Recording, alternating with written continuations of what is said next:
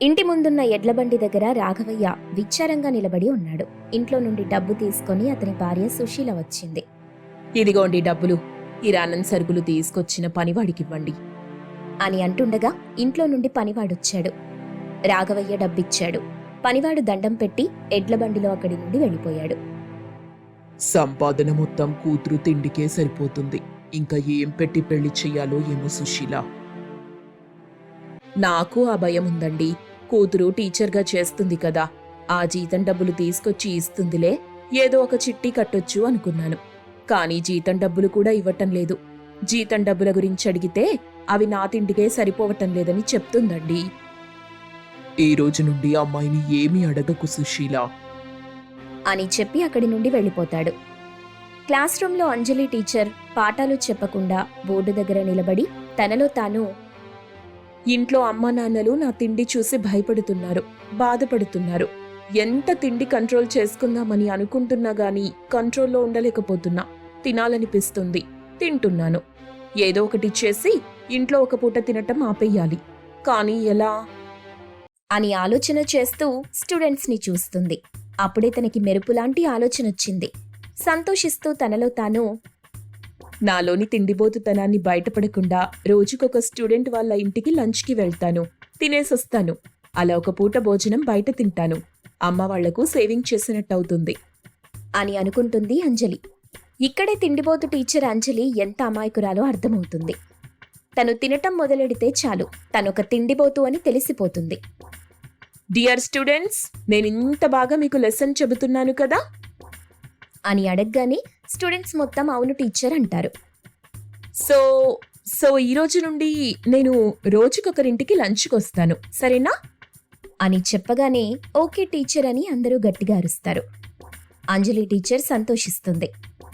రోజుకొక స్టూడెంట్ ఇంటికి లంచ్కి వెళ్లి కావలసినంత పెట్టించుకుని కడుపు నిండా తింటుంది. ఒక రోజున వైష్ణవి వాళ్ళింటికెళ్ళింది. పెద్ద అరటాకు నిండా 10 కిలోల రైస్ గిన్నె, 5 కిలోల పప్పు గిన్నె, పెద్ద గిన్నె నిండా చేసిన సాంబార్, 50 మందికి సరిపడా చేసిన టమాటో పచ్చడి గిన్నెని ముందు పెట్టుకుని తింటున్న అంజలి టీచర్ని వైష్ణవి, తన తల్లిదండ్రులు పార్వతీ, శివయ్యలు అయోమయంగా చూస్తుంటారు. అంజలి టీచర్ మాత్రం వాళ్ల చూపుల్ని ఏమాత్రం పట్టించుకోకుండా తన పని తను కానిస్తూనే ఉంది. చకచకా తినేసి, వైష్ణవి, హ్యాండ్ వాష్ ఎక్కడా? బయట బావి దగ్గర టీచర్, మీరు వెళ్ళి హ్యాండ్ వాష్ చేసుకుంటూ ఉండండి, నేను టవల్ తీసుకొస్తాను. ఓకే వైష్ణవి, లేట్ చెయ్యకు. మళ్ళీ మనం స్కూల్కెళ్ళాలి. లంచ్కి పిలిచి కమ్మని భోజనం కడుపు నిండా పెట్టారు అని చెప్పగానే వైష్ణవి తనలో తాను, మేమెక్కడ పిలిచాం టీచర్, మీరే బలవంతంగా రోజుకొక స్టూడెంట్స్ వాళ్ళ ఇంటికి లంచ్కి వస్తానని చెప్పి వెళ్తున్నారు.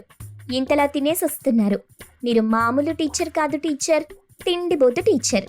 ఈరోజు నేను బలయ్యాను, ఇంకా రేపెవరు బలవుతారో అని అనుకుంటూ ఉండగా అంజలి టీచర్ బయటికెళ్ళిపోయింది. పార్వతీ, శివయ్యలు ఖాళీ అరటాకును గిన్నెల్ని చూస్తారు. అంతా ఖాళీ.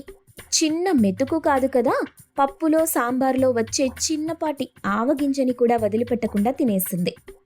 మన అమ్మాయికి చదువు చెప్పే టీచర్ మన ఇంట్లో తినడానికి వస్తుందని చెప్తే చాలా సంతోషపడ్డాను. మన నలుగురికి సరిపడా వంట చేశాను. ఆ టీచర్ వంటల దగ్గరికి వచ్చి చూసింది, మెచ్చుకుంటుందనుకున్నానండి. కానీ ఇవి సరిపోవని 10 కిలోల రైస్, 5 కిలోల పప్పు, పెద్ద గిన్నె నిండా సాంబారు చేయమని చెప్పింది. నాకు మొదట అర్థం కాలేదు. తరువాత చెప్పింది తనొక తిండిబోతు టీచర్ అని. ఇక తప్పలేదు, చెప్పినట్టుగా వంట చేశాను. సర్లే పార్వతి, ఈరోజు మన ఇంటికి ఒక అతిథి వచ్చిందని తను అడిగినట్టుగా తన కడుపు నిండా అన్నం పెట్టినందుకు సంతోషిద్దాం అని మాట్లాడుకుంటూ ఉండగా వైష్ణవి టవల్ తీసుకుని బయట బావి దగ్గర ఉన్న అంజలి టీచర్ దగ్గరికి వచ్చింది. తీసుకోండి టీచర్ అని చెప్పి టవల్ ఇచ్చింది. చూడు వైష్ణవి, నేను లంచ్కి మీ ఇంటికొచ్చి 10 కిలోల రైస్, 5 కిలోల పప్పు, పెద్ద గిన్నె నిండా చేసిన సాంబార్, 50 మందికి సరిపడా టమాటో పచ్చడి తిన్నట్టుగా మీ తోటి స్టూడెంట్స్కి, మీ ఫ్రెండ్స్ సంధ్యకి చెప్పొద్దు. ఒకవేళ చెప్తే నువ్వెప్పటికీ 10th క్లాస్ పాస్ కాలేవు. కావాలనే తక్కువ మార్కులు వేసి మరీ ఫెయిల్ చేస్తాను. అందరి ముందు బాగా కొడతాను. అందరి చేత ముక్కు పట్టించి చెంపదెబ్బలు కొట్టిస్తాను. అర్థమైందా అని చెప్పగానే వైష్ణవికి భయమేసింది. భయపడుతూ, నేనెవ్వరికీ చెప్పను టీచర్ మీ అమ్మా నాన్నల్ని పిలు వైష్ణవి, వాళ్ళకి కూడా ఒక మాట చెప్తాను. నాన్నా, అమ్మా, టీచర్ పిలుస్తుంది, బయటికి రండి అని చెప్పగానే ఇంట్లో నుండి పార్వతీ శివయ్యలు బయటకొచ్చారు. చాలా చాలా సంతోషమండి.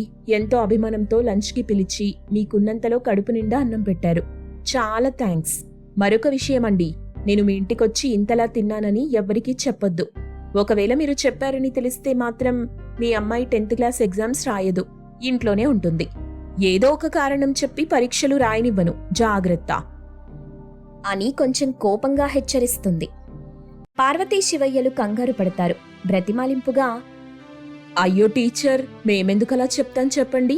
మీ ఇంటికొచ్చింది ఎవరైనా అడిగితే అమ్మాయి వాళ్ళ టీచర్ ఆకుకూరలు కావాలని వచ్చిందని చెప్తాను. మా అమ్మాయిని మాత్రం బాధ పెట్టకండి. సరే, ఇంక వెళ్ళొస్తాను. అలాగే టీచర్. వైష్ణవి, బాగా ఆలస్యం చేయకుండా అమ్మ చేతి వంట తినేసి స్కూల్కొచ్చేయి. నేనిప్పుడు వెళ్తున్నాను. నేనొక తిండిపోతునని ఎవ్వరికీ తెలీదు. నువ్వు ఎవరికీ చెప్పకూడదు, జాగ్రత్త. లేదు టీచర్, నేనెవరికీ చెప్పను అని చెప్పగానే అంజలి టీచర్ అక్కడి నుండి స్కూల్కొచ్చింది. పాఠాలు చెప్తుండగా 1 గంట గడిచింది.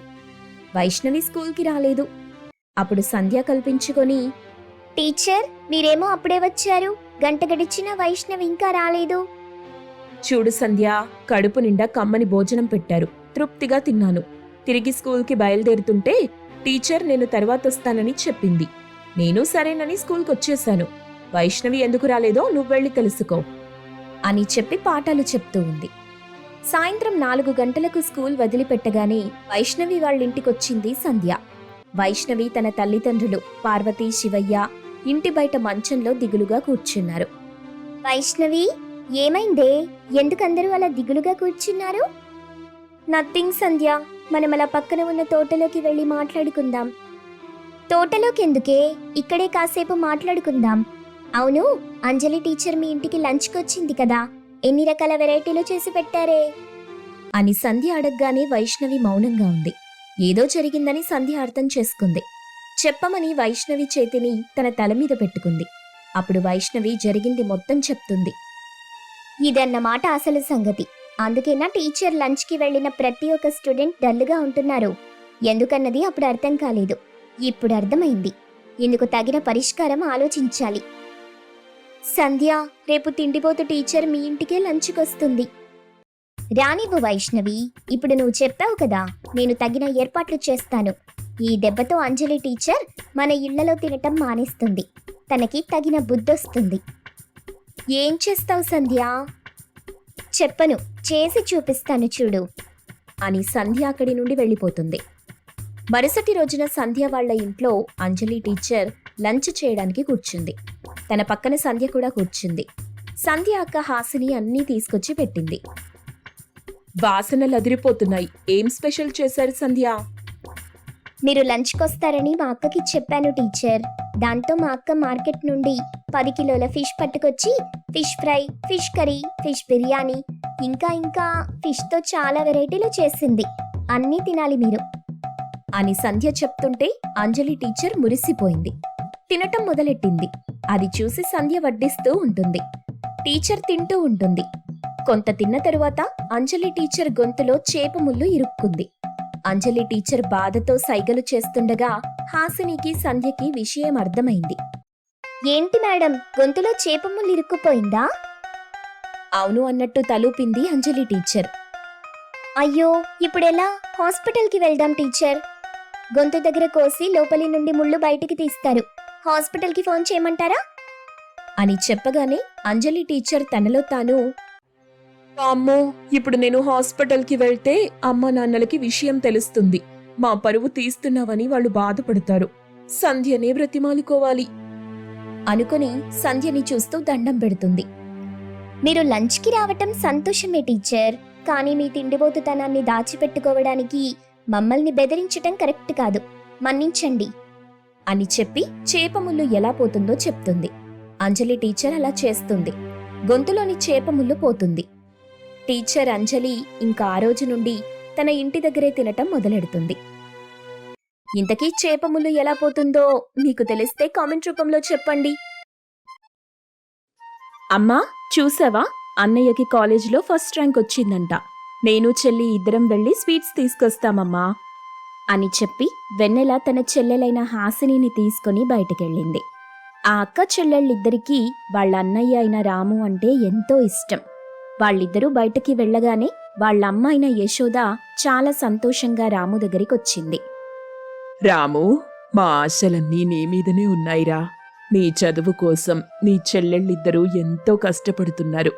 నువ్వు బాగా చదువుకొని పెద్ద ఉద్యోగం చేసిన తరువాత నువ్వే వాళ్ళని బాగా చూసుకోవాలి. అమ్మా, నువ్వివన్నీ నాకు మరీ మరీ చెప్పాలా చెప్పు. నా చెల్లెళ్ళకి నేనంటే ఎంత ఇష్టమో తెలుసు. వాళ్ళు నా కోసం ఎంతలా కష్టపడుతున్నారో కూడా తెలుసు. వాళ్ళు లేకుంటే నేనింతవరకు చదువుకునేవాడిని కూడా కాదు అని మాట్లాడుకుంటూ ఉండగానే ఆలోపు అక్క చెల్లెళ్ళిద్దరూ షాప్ నుండి స్వీట్స్ పట్టుకొచ్చారు. అన్నయ్య, నోరు తెరువన్నయ్య, మీరు తర్వాత మాట్లాడుకోవచ్చు. ముందు నోరు తీపి చేసుకో. అన్నయ్య, నీకు జిలేబీ అంటే ఇష్టమని దగ్గరుండి మరీ చేయించి తీసుకొచ్చాం. ఈరోజు మాకు ఎంత సంతోషంగా ఉందో తెలుసా అంటూ వాళ్ళిద్దరికీ మొదటి ర్యాంకు వచ్చినంత ఆనందంగా ఉన్నారు.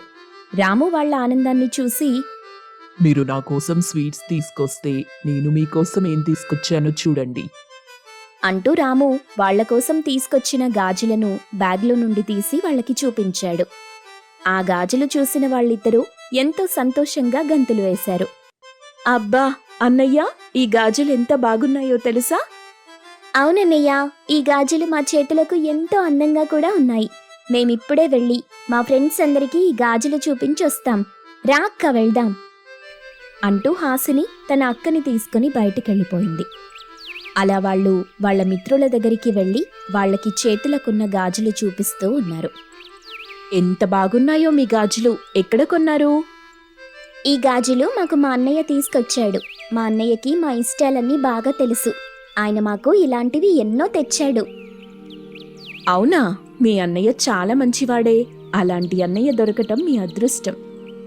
అవును, నువ్వు సరిగ్గా చెప్పావు. అలాంటి అన్నయ్య ఇంకెవ్వరికీ ఉండడు అంటూ అక్కా చెల్లెళ్ళిద్దరూ వారి అన్నయ్య గురించి చాలా గొప్పగా చెప్పటం మొదలెట్టారు. అలా కొన్ని రోజులు గడిచిపోయాయి. అక్క, ఇంకా 2 రోజుల్లో రాఖీ పండుగొస్తుంది. మనం ఈసారి అన్నయ్యకి ఒక ప్రత్యేకమైన రాఖీ కట్టాలి. నేను కూడా దాని గురించే ఆలోచిస్తున్నాను చెల్లి. ఒక పని చేద్దాం, మనం రాఖీ కొనకుండా మనమే తయారు చేద్దాం. మంచి ఆలోచనక్క. కానీ రాఖీ తయారు చేయటం ఎలా? నాకు తెలుసు చెల్లి అని చెప్పి రాఖీ తయారు చేయడానికి ఏమేం కావాలో అన్నీ తన చెల్లికి వివరంగా చెప్పింది వెన్నెల. మరుసటి రోజు ఆ ఇద్దరూ కలిసి కొన్ని దారాలు, చిన్న మైనపు బొమ్మలు తీసుకొని రాఖీ తయారు చేయటం మొదలెట్టారు. అలా వాళ్ళు 2 రోజులు చాలా కష్టపడి వాళ్ళ అన్నయ్య రూపం లాంటి చిన్న బొమ్మని ఇద్దరు అక్క చెల్లెళ్ళు కౌగిలించుకున్నట్టుగా వాళ్ళు ఒక చిన్న బొమ్మని తయారు చేశారు. అక్క, ఇలాంటి రాఖీ ఇంతవరకు ఎవరు కూడా తయారు చేస్తుండరు. మనం ఈ బొమ్మ కింద మన పేర్లు కూడా రాద్దాం. అరే, నాకు ఈ ఆలోచనే రాలేదు. ఇదిగో ఇప్పుడే రాసేద్దాం అని చెప్పి వెన్నెల వాటిపై వాళ్ళ పేర్లను కూడా రాసింది. అన్నయ్య ఈ రాఖీ చూసి ఆశ్చర్యపోతాడు కావచ్చక్కా అనుకుంటూ వాళ్ళు ఎప్పుడు తెల్లవారుతుందా అని ఎదురు చూస్తూ రాత్రి నిద్ర కూడా పోకుండా ఉన్నారు. మెల్లిగా సూర్యోదయమైంది. చెల్లి, తెల్లవారింది, పద పద అన్నయ్య దగ్గరికి అంటూ ఇద్దరూ చక్కగా రెడీ అయి ఇంకా నిద్రలోనే ఉన్న వాళ్ళ అన్నయ్య దగ్గరికి వెళ్లి తను లేచే వరకు ఎదురు చూస్తున్నారు. కొద్దిసేపు అయ్యాక రాము నిద్రలేచి చూడగా ఎదురుగా ఉన్న తన చెల్లెళ్ళని చూసి, అరే, మీరొచ్చి ఎంతసేపయింది? నన్ను నిద్రలేపకుండా ఎంతసేపటి నుండి ఇక్కడున్నారు? అన్నయ్య, నీ నిద్ర చెడగొట్టాలని మాకనిపించలేదు. అందుకే నువ్వు నిద్రలేచే వరకు మేమెదురు చూస్తున్నాం. అన్నయ్య, నువ్వు తొందరగా స్నానం చేసిరా అన్నయ్య అంటూ రాముకి చెప్పగా తను వెళ్లి రెడీ అయ్యొచ్చాడు. అప్పుడు ఆ అక్క చెల్లెళ్ళిద్దరూ చేతిలో వాళ్ళు తయారు చేసిన రాఖీలు పట్టుకుని నిల్చున్నారు. అది చూసిన రాము, అరే, ఈరోజు రాఖీ పండుగ కదా, నేను మరిచిపోయాన్రా. మాకు గుర్తుందన్నయ్యా, మేమే పండుగైనా సరే మర్చిపోతామేమో కానీ ఈ రాఖీ పండుగ మాత్రం అస్సలు మర్చిపోము. ఎందుకంటే ఈ పండుగ చేసుకునేదే అన్నా చెల్లెళ్ళు, అక్క తమ్ముళ్ళు కదా. మరి నువ్వు కూర్చో అన్నయ్యా, నీకు రాఖీ కడతాం రాము కుర్చీలో కూర్చోగా రాముకి ఇష్టమైన జిలేబీని నోటిలో పెట్టి తనకి రాఖీ కట్టారు అక్క చెల్లెళ్ళు. రాము ఆ రాఖీని చూసి, అరే, ఈ రాఖీ చాలా బాగుంది. నేనెప్పుడు కూడా ఇటువంటి రాఖీని చూడనే లేదు. అన్నయ్య, ఇది మేమే తయారు చేశాం. ఇదిగో ఈ రాఖీలో ఉన్న వాళ్ళెవరో తెలుసా? నువ్వు ఇంకా నీ చెల్లెళ్ళు, అంటే మేము. ఎలా ఉందన్నయ్య రాఖీ? ఎలా ఉందా? ఈ రాఖీలో మీకు నా పైన ఉన్న ప్రేమ కనిపిస్తుంది. అంటూ వాళ్ళని కౌగిలించుకున్నాడు. ఆ రోజంతా వాళ్ళు ఎంతో సంతోషంగా ఉన్నారు. కొన్ని రోజులకి వాళ్ళ అమ్మాయిన యశోద అనారోగ్యంతో మంచాన పడింది. ఒరేయ్ రాము, ఇంక నాకీ భూమిపైన ఉండే కాలం ముగిసిపోయినట్టుందిరా. నా తర్వాత నువ్వే నీ చెల్లెళ్ళని బాగా చూసుకోవాలి. నేను బాగా చూసుకుంటానమ్మా. అలా రాము తన అమ్మకి మాటిచ్చాడు. తర్వాత ఒకరోజు యశోద కన్ను మూసింది. తర్వాత రాము కాలేజీ మానేసి పనికి వెళ్దామనుకున్నాడు. ఈ విషయం తన చెల్లెళ్ళకి తెలిసి, అన్నయ్య, నువ్వు కాలేజ్ మానేశావంట? ఎందుకన్నయ్యా? అవును చెల్లి, అమ్మ చనిపోయిన తరువాత మిమ్మల్ని చూసుకునే బాధ్యత నాదే కదా. అందుకే కాలేజ్ మానేసి ఏదైనా ఉద్యోగం చేద్దామనుకుంటున్నాను. అన్నయ్య, నువ్వు మా కోసం నీ చదువుని మధ్యలో ఆపేస్తావా? అదేం కుదరదు. నువ్వు చదువుని మధ్యలో ఆపకూడదు. నీ చదువు కోసం మేమేదైనా చేస్తాం గాని నువ్వు మాత్రం నీ చదువుని మధ్యలో ఆపకూడదన్నయ్యా అంటూ చెప్పారు. అప్పుడు రాము వాళ్లతో చదువు మానేస్తానని ఎంత చెప్పినా వాళ్ళు వినలేదు. దాంతో రాము మళ్లీ చదువుకుంటానని చెప్పగా వాళ్ళు చాలా సంతోషించారు. తర్వాత అక్క చెల్లెళ్ళిద్దరూ ఎంతో కష్టపడుతూ తమ అన్నయ్య రాముని చదివిస్తూ ఉన్నారు. పాపం ఆ అక్క చెల్లెళ్ళు వాళ్ల చిన్ని చిన్ని ఆనందాల్ని కూడా వదిలేసి వాళ్ల అన్న కోసం రాత్రింబవళ్లు కష్టపడి పనిచేస్తున్నారు. వాళ్లు సంపాదించిన డబ్బుతోనే రాము చదువుకొని ఒక పెద్ద ఉద్యోగం తెచ్చుకున్నాడు. చెల్లి, అన్నయ్యకి పెద్ద ఉద్యోగం వచ్చింది. ఇక మన కష్టాలన్నీ తీరిపోయినట్టే. అవునా అక్క, ఎంత మంచి విషయం చెప్పావు అనుకుంటూ వాళ్ళ అన్నయ్య కోసం రకరకాల పిండి వంటలు చేయటం మొదలెట్టారు. అలా వాళ్ళు పిండి వంటలన్నీ చేసిన తరువాత రాము ఒక అమ్మాయిని పెళ్లి చేసుకుని తీసుకొచ్చాడు. అది చూసిన అక్క చెల్లెళ్ళిద్దరూ ఆశ్చర్యపోయారు. ఈ అమ్మాయి నేను ఇద్దరం కొన్ని నెలలుగా ప్రేమించుకుంటున్నాం. వాళ్ళింట్లో ఒప్పుకోలేదు. అందుకే మేము పెళ్లి చేసుకున్నాం అని చెప్పి ఇంట్లోకి వెళ్లి తన లగేజ్ అంతా సర్దుకున్నాడు. అది చూసి అక్క చెల్లెళ్ళు భయపడుతూ, అన్నయ్య, లగేజ్ ఎందుకు సర్దుకుంటున్నావు? ఏమైంది? నేను తను ఇక నుండి వేరే ఇంట్లో ఉండబోతున్నాం. పట్నంలో మేముండడానికి ఒక ఇల్లు కూడా తీసుకున్నాం అని చెప్పి వాళ్ళు చెప్పేది కూడా వినకుండా రాము తన భార్యని తీసుకుని వెళ్ళిపోయాడు. అనుకుని ఆ పరిస్థితి చూసి వాళ్ళకి ఏం చెయ్యాలో తోచలేదు. అలా రాము వాళ్ళని వదిలేసి తన భార్యతో సుఖంగా జీవిస్తున్నాడు. అలా కొన్ని రోజులకి రాము పూర్తిగా తన చెల్లెళ్ళని మరిచిపోయాడు. ఊళ్ళో ఆ అక్క చెల్లెళ్ళు కష్టపడి పనిచేస్తూ జీవనం సాగిస్తూ ఉన్నారు. అలా కొన్ని నెలలు గడిచిన తరువాత మళ్లీ రాఖీ పండుగొచ్చింది. అక్క, ఇదే మొదటిసారి అనుకుంటా మనం మన అన్నయ్యకి రాఖీ కట్టకుండా ఉండేది.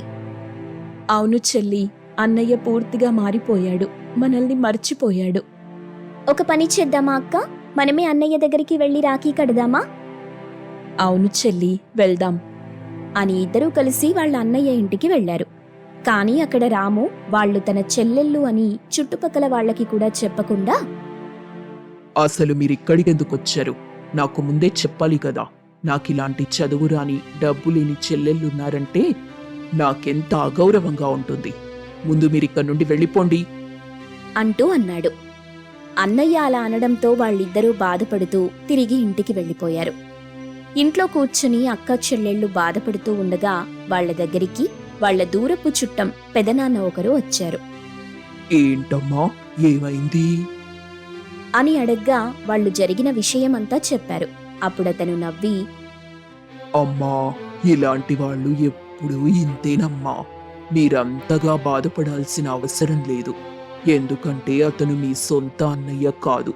మీరు పుట్టక ముందొక రోజు మీ అమ్మకి చెత్త కుప్పలో ఏడుస్తూ ఉన్న ఒక బాబు దొరికాడు.